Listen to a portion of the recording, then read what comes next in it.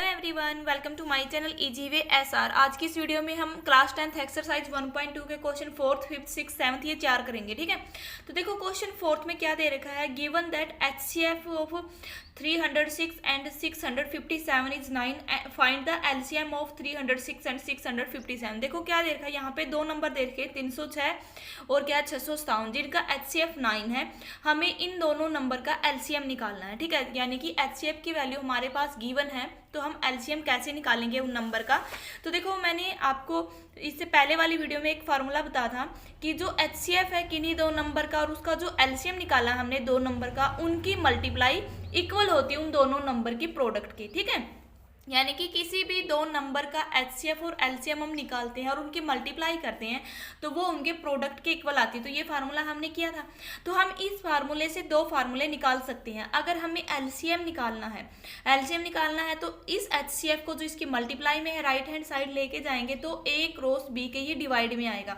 एक फार्मूला तो ये ड्राइव हुआ है इस फार्मूले से, यानी कि एलसीएम किसके इक्वल होगा, A cross B divide by HCF of A B. ठीक है, और अगर हम इसी फार्मूले से एचसीएफ निकालें, एचसीएफ का फॉर्मूला किसके इक्वल होगा, ए मल्टीप्लाई बी, और जो एलसीएम है ये इसके डिवाइड में आ जाएगा। तो आपको ये दोनों फार्मूले याद रखने हैं। ठीक है, तो क्वेश्चन में हमें निकालना है एलसीएम। तो एलसीएम निकालना तो हम ये ऊपर वाला फार्मूला यहाँ पे लगाएंगे। क्यों? क्योंकि देखो यहाँ पे दो नंबर है और एक हमें एचसीएफ की वैल्यू गिवन है। तो एलसीएम निकालना तो इस फार्मूले में हम यहाँ पे पुट करेंगे। देखो जो एलसीएम है, दो नंबर कौन से है, ए और बी की जगह पे 306 और 657 है। ठीक है, इक्वल है। देखो यहाँ पे ए क्रॉस बी, ए की जगह पे क्या है 306 है और बी की जगह पे क्या है 657 यानी कि 657 दे रखा है।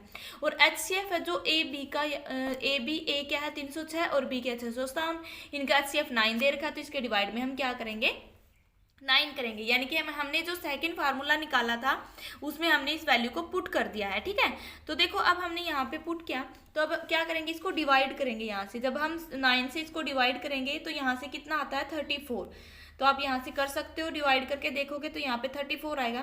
34 की मल्टीप्लाई हम 657 से करेंगे तो यहाँ से आंसर कितना आता है 22338। ठीक है, तो ये आंसर आएगा यहाँ से, यानी कि जो एलसीएम निकला है दोनों नंबर का 306 और 657 का, वो ये निकला है। ठीक है, अगर इस क्वेश्चन में ऐसा पूछा जाता कि एचसीएफ हमें निकालना है और एलसीएफ की जो एलसीएम उसकी वैल्यू गिवन है, तो तब हम ये सेकंड फार्मूला यहाँ पे लगाते। ठीक है, तो नेक्स्ट को फिफ्थ क्वेश्चन में क्या दे रखा है, चेक वेदर 6 की power n can and with the digit 0 for any natural number. कि हमें चेक करना है कि जो 6 की पावर n है, n की जगह पे हम कुछ भी नेचुरल नंबर रख सकते हैं, क्या इसके मतलब सोल्व करने के बाद क्या ये डिजिट 0 से एंड होता है। तो इसका आंसर नो आता है। क्यों?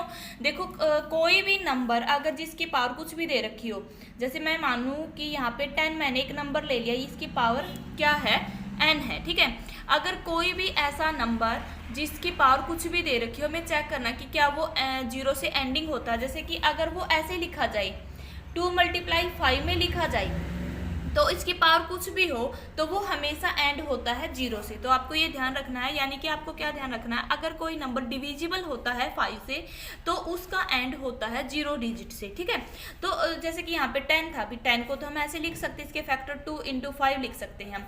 इसकी पावर चाहे 10 हो, चाहे 15 हो, चाहे कुछ भी हो, क्योंकि जब हम इसको सोल्व करेंगे तो 0 आएगा। अगर किसी भी डिजिट के एंड में 0 है, उसकी पावर कुछ भी हो तो वो 0 रहता है। बट क्वेश्चन में क्या पूछा गया है, 6 की पावर n, तो 6 के फैक्टर हम क्या कर सकते हैं 2 × 3 ऐसे कर सकते हैं। देखो यहाँ पे क्या आया, 5 तो आया ही नहीं है, क्योंकि मैंने बोला अगर फैक्टर में 2 या 5 या ऐसा आए कि वो 5 से डिविजिबल हो ऐसा नंबर, तो उसका एंड हमेशा क्या होता है 0 से होता है। ठीक है, तो 2 × हमने 3 किया तो इसके फैक्टर तो ये बनी है, जो ये फैक्टर बनी है ये क्या है, डिविजिबल नहीं है 5 से। तो इसका मतलब क्या है, जो 6 की पावर n हम लेते हैं वो कभी भी एंड नहीं होता 0 से। ठीक है, तो इसका आंसर क्या आएगा, नो आएगा। ठीक है, उम्मीद है कि आपको क्वेश्चन समझ में आया होगा।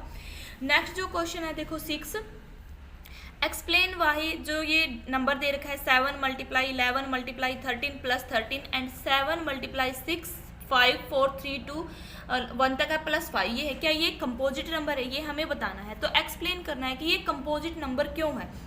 मैं आपको समझाऊंगी कंपोजिट नंबर और प्राइम नंबर क्या होते हैं। भी प्राइम नंबर तो ऐसे होते हैं जो खुद से और 1 से ही भाई इटसेल्फ और 1 से ही डिवाइड होते हैं। जैसे मैं 3 का एग्जांपल लूँ, 1 और 3 होंगे इसके जो फैक्टर होंगे, क्योंकि 3 है 1 से डिवाइड होगा या 3 से डिवाइड होगा।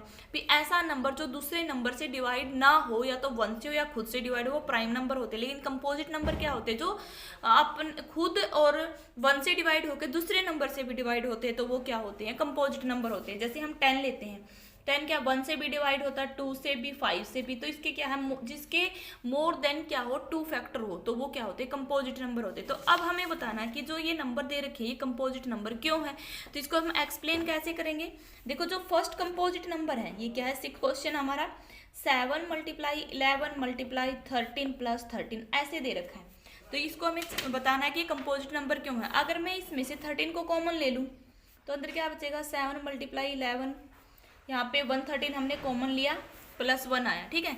तो इसको हम सोल्व करेंगे आगे, तो क्या होगा, 7 × 11 × 1 यानी कि 77 + 1 होगा, ठीक है। तो 13 यहाँ पे क्या आया है, 78। अब जो ये 78 है इसके तो क्या है, मोर देन 2 फैक्टर बनने ही बनने हैं।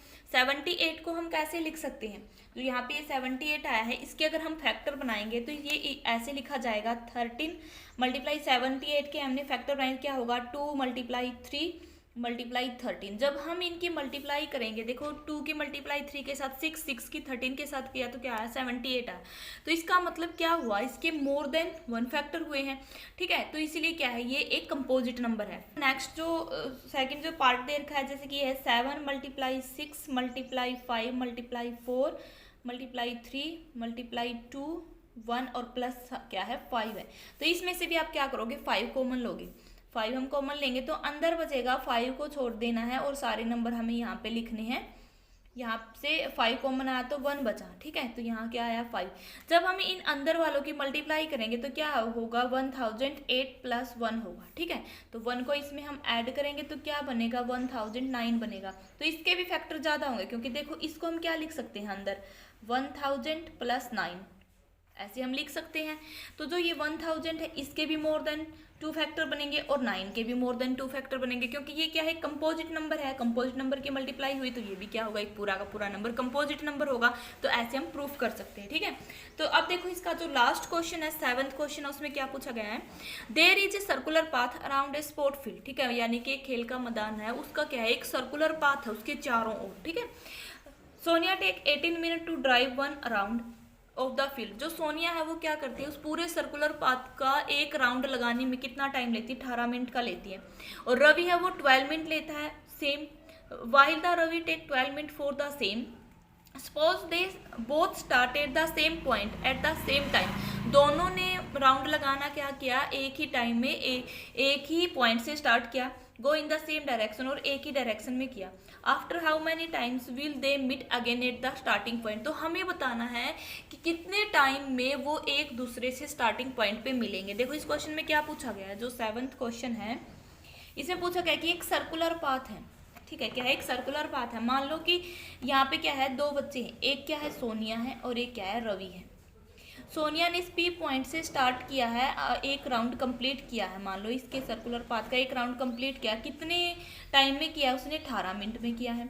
और जो रवि है उसने इसी पॉइंट से स्टार्ट करके कितने टाइम में कंप्लीट किया, 12 मिनट में किया, यानी कि रवि की स्पीड ज़्यादा है, ठीक है।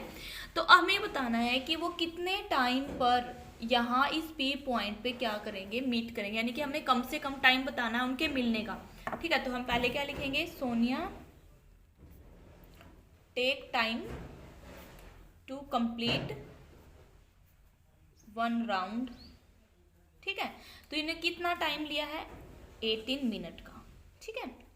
और Ravi take time to complete 1 round 12 minute. देखो अगर कम से कम टाइम पूछा जाए तो कम से कम टाइम में हम क्या निकालते हैं, एलसीएम। तो एलसीएम निकालने का मैं आपको 2 तरीका बताऊंगी। आप एक साथ भी दोनों का एलसीएम निकाल सकते हो। जैसे कि हम पहले अलग अलग का निकालेंगे, 18 का निकालेंगे और किसका निकालना है, 12 का। ओके, तो 18 का क्या होगा, 2 9 जा 18, 3 3 जा 9, 3 1 जा 3, ठीक है। 2 6 जा 12, 2 3 जा 6, 3 1 जा 3, ठीक है। तो अब हम इनके फैक्टर लिखेंगे। जो 18 है, 18 के फैक्टर क्या क्या आए हैं, 2 × 3 × 3, ओके। और 12 के फैक्टर क्या क्या आए हैं, 2 × 2 × 3 × 1, ठीक है। मान लो कि ये इनके फैक्टर आए हैं। तो जो हम क्या लेते हैं भाई, जो कॉमन होता है दोनों में उसको तो हम एक बार लेते हैं। मैंने आपको ये बताया था, हम इनकी पावर के बेस पे लेते हैं। 2 × 3 का स्क्वायर करेंगे मल्टीप्लाई 1, 2 का स्क्वायर करेंगे और 3 × 1, ठीक है। तो अगर एलसीएम निकालना तो हम हाईएस्ट पावर लेते हैं। क्या लेते हैं? हाईएस्ट पावर लेते हैं नंबर की।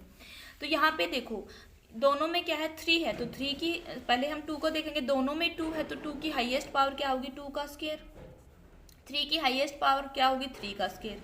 तो यानी कि यहाँ से हमारा क्या हुआ 4 और यहाँ पे क्या होगा 9, तो क्या आंसर आया 36। यानी कि 36 मिनट में वो क्या करेंगे, एक दूसरे से मिलेंगे।